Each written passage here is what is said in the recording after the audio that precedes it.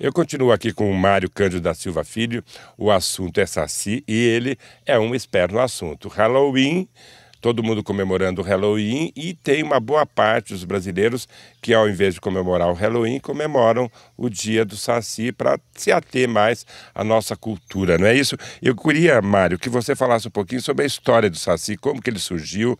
Eu sei que o Monteiro Lobato foi que popularizou o Saci, mas fala um pouquinho da história desse personagem. Eu soube que ele não era negrinho e que não tinha as duas pernas, não era isso? Exatamente, o Saci é bem mais antigo, né? E realmente quem popularizou, quem difundiu bastante a figura do Saci foi Monteiro Lobato, né? Através das suas obras. Mas o Saci ele tem origem indígena, né? Das Guaranis, lá na região sul do Brasil, envolvendo Rio Grande do Sul, Paraguai, Uruguai e até um pedacinho da Argentina. Ali nasceu o Saci, né? Entre os Guaranis.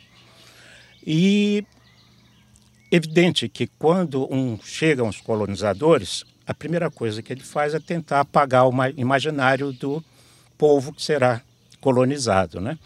Então, desde o início, o Saci foi, de certa forma, demonizado como coisa ruim, coisa demoníaca, etc.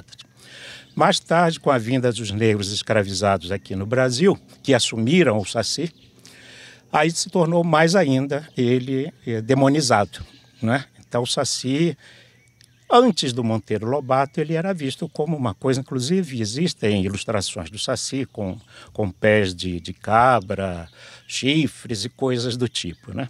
Mas na realidade o Saci não foi isso. Ele nasceu com os índios, era um curumim, um menino indígena, brincalhão, tinha quase todas as características do Saci que a gente conhece hoje, porque era brincalhão, fazia travessuras, mas era isso, ele nunca fez maldade, era o defensor das matas, inclusive, né? E mais tarde, com a vinda dos negros, eles assumiram aquela figura, aquele mito, e aí ele tomou as características que nós temos hoje, que é a cor negra, o pito, que é uma característica da cultura negra, né?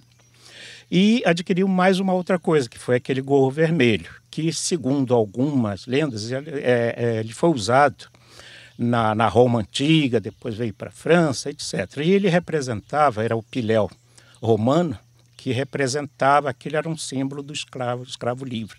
Todo escravo na Roma Antiga que se libertava, ganhava liberdade, ele recebia aquele gorro como um símbolo de liberdade, né? E daí é a perna, ele perdeu como? Pois é, Né? enquanto o curumim, entre os índios, né, ele tinha as duas pernas, era uma criança Normal. com as duas pernas, né? E com os negros ele perdeu uma perna, além de assumir outras características. Há histórias que dizem que ele perdeu aquela perna num jogo de capoeira, né? Coisas dos negros. Mas a história que nós gostamos mais é aquela que diz que ele estava acorrentado, preso aos grilhões numa das pernas, e preferiu amputar uma perna e ser livre com uma perna só do que continuar com as duas pernas e acorrentado, né? Essa é a história que nós divulgamos mais porque ela toca exatamente em pontos interessantes da cultura. Então vamos falar um pouquinho mais agora sobre o Saci. Você tem informações a respeito, né?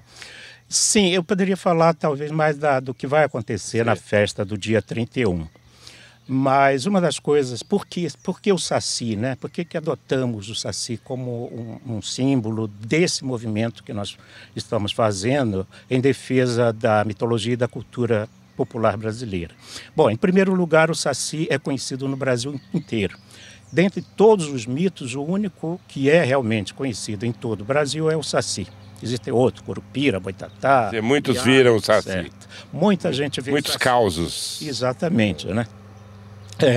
Como eu disse, né, o Monteiro Lobato foi o maior divulgador do Saci, né? Popularizador do Saci. E isso em 1917, ele fez o que ele chamou de inquérito, né? Que era uma pesquisa com a população aqui, basicamente da região sudeste, e recebeu depoimentos de muita gente, principalmente em São Paulo, Minas, Rio de Janeiro, etc.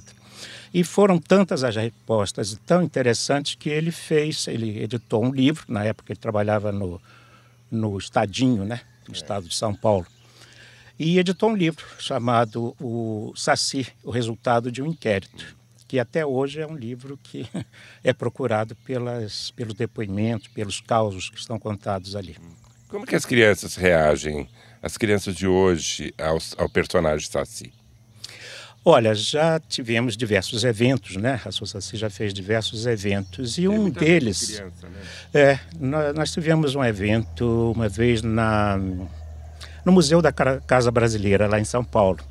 E lá tem um terreno grande, um quintal muito bonito, e fizemos um evento justamente com contadores de histórias, e eu achei curioso porque eu saí entre as crianças, chamando as crianças para ouvir as histórias de Saci. E fiquei surpreso quando algumas crianças ficavam meio assustadas. E aí eu entendi que realmente é isso. Para algumas crianças, para algumas pessoas, o Saci é um ente assustador. Para outras não, né? Ou seja, aqueles pais, aquelas famílias em que seguem mais aquela coisa mais antiga do Saci assustador, ela diz que o Saci faz maldades. Né? Faz traquinagens. Maldadezinhas. Maldadezinhas, né? E é inerente ao ser humano, né? E algumas crianças ficam assustadas realmente. Já aquelas que vão mais na linha do Monteiro Lobato, elas veem as traquinagens e fazem também, né? E isso passa pela vida delas e sempre, com certeza, elas vão ter boas recordações no futuro, né? Exatamente. Uma coisa que me impressiona também, nós temos um site, né? O www.sosaci.org. E ali tem bastante informação, né? Muita informação, e me impressiona realmente as histórias que nós recebemos. Os causos. Os causos, as histórias são contadas por adultos ou por crianças? Não. A maioria por adultos, né? Que contam as histórias. Isso não tem muito mais a ver também com o pessoal do interior do que o pessoal que mora na capital? Sim. Principalmente hoje em dia, né? Quem já viveu no interior, quem viveu em fazenda, sítio, esse tem o avô, tem às vezes os pais que gostam daquela vida tranquila, né? Onde aparece Saci e tudo mais. Mário, se alguém quiser falar com vocês, como entrar em contato? Através do site, obviamente, né? Exato. Através do site é bom porque, além de possibilitar um contato conosco, né? No Fale Conosco, tem também o nosso endereço, né? O nosso e-mail, que é sosaci@sosaci.org. Fala um pouquinho aí sobre o Saci na Copa, já que vocês estão reivindicando aí, inserir o Saci no que parte aí da divulgação? A ideia, na realidade, está dentro do objetivo da Sosaci, que é a divulgação da mitologia e o mito principal, que é o Saci. Então surgiu uma ideia, assim, de repente, do mesmo jeito que surgiu a Sosaci, na brincadeira e... De repente, a ideia é de lançar o Saci como mascote da Copa do Mundo em 2014, que será realizada aqui no Brasil. Né? Aliás, vocês fizeram manifestação lá na Avenida Calixto, foi isso? Fizemos no último intuito, sábado, agora teve lá o Edson que promoveu esse evento, né, para divulgar esse movimento. Né? E, por incrível que pareça, é outro movimento que também está ganhando corpo, com participação de muita imprensa e muita gente escrevendo, uma novidade, e se pronunciando como adepto aí da campanha do Saci na Copa. Eu desejo sucesso e, com certeza, tem muita gente aí ligada em folclore que vai gostar, vai ver essa matéria e quem sabe até esticar até São Luís, aí tendo uma oportunidade de conhecer melhor a cidade e as suas manifestações culturais, né? Exato. Vale a pena fazer uma visita a São Luís do Paraitinga. É uma cidade sui generis. Ai, que bom. Obrigado.